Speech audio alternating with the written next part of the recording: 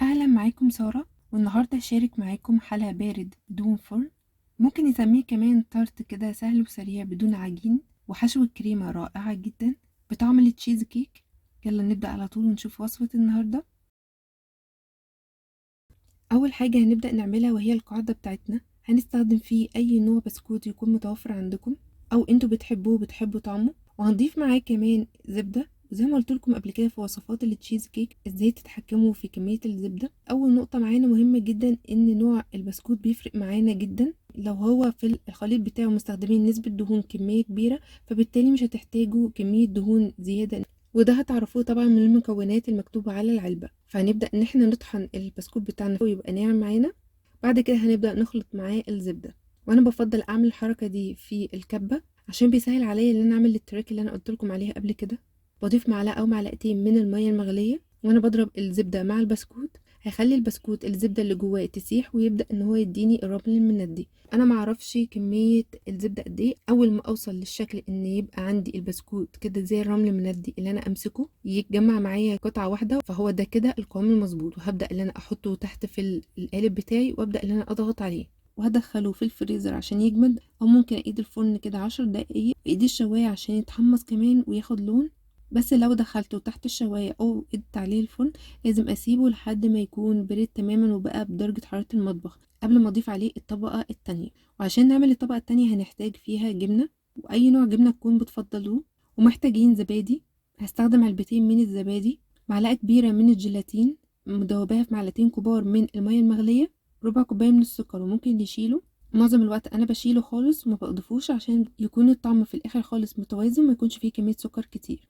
ومحتاجين الكريمة اللباني، فانيليا، عصير الليمون.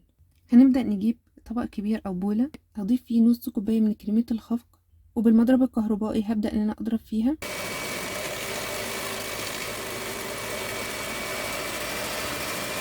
بعد كده هضيف كمية السكر، ممكن اضيف معلقة او معلقتين لو انا عايزة بس الطعم يكون مسكر معايا شوية، وعلى حسب نوع التوبينج اللي انا هحطه فيه النهاية او فوق على الوش.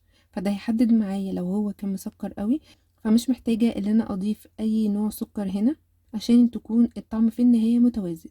اول ما تبدأ ان هي تمسك معايا اوقف ضرب عشان ما اضربش كتير وتبدأ تتحول معايا زبدة.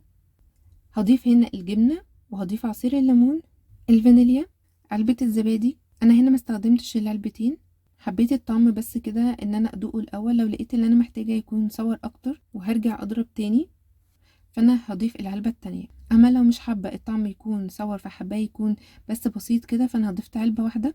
الجيلاتين كان مسك شوية فرجعت تاني حطيته في الميكرويف او حطه في حمام مائي لحد ما يرجع ان هو يبقى سايل، وهصفيه وهضيفه هنا على الخليط.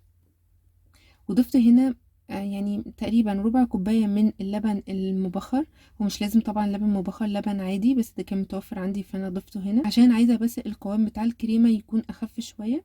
الزبادي اللي انتوا بتستخدموه فيه نسبة مية شوية فهيديكوا قوام زي ده، مش هتحتاجوا انكم تزودوا لبن. المهم توصلوا للقوام اللي انتوا شايفينه هنا ده.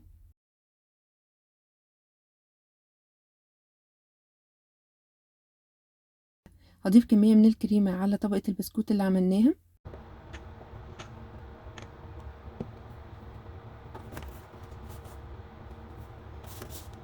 بعد كده هجيب التوبينج اللي انا هحطه على الوش من فوق، وهو كان كومبوت كريز. هاخد كده منه قطع واحطها على الكريمة.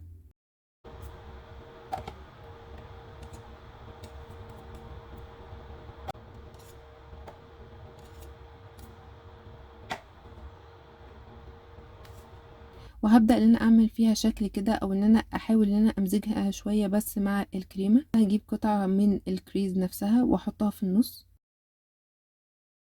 بعد كده بالراحة خالص هبدأ ان انا اضيف بقية كمية الكريمة،